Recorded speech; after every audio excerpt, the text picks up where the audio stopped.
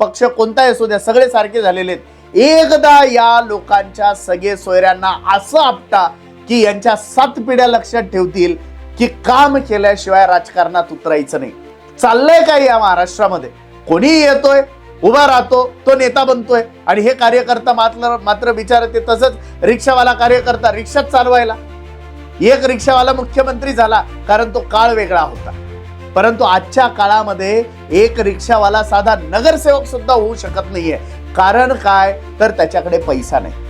दुसरी गोष्ट काय, तो कोणाचा सगळा सोयरा नाही. आणि तिसरी गोष्ट काय, तो बिचारा गरीब आहे, तो कुठल्या तरी मागास जातीतून येतो आणि मग याला कशाला तिकीट द्यायचं, याचं काय खरं आहे, हा रुपया वाटू शकत नाही. या क्रायटेरियावरून म्हणजे इन शॉर्ट काय, निवडणुका पैशांच्या बळावरती जिंकण्याचे स्वप्न हे राजकारणी लोक पाहतात आणि मग यांच्याकडे हा काळा पैसा सगळा जमा केलेला आहे, तोही आपल्याच घामातला आपल्याच कष्टातला आहे. त्याच्यामुळे एकदा माझी तमाम महाराष्ट्राला कळकळून विनंती आहे, काम न करता हे वाक्य जबाबदारीने बोलतो मी.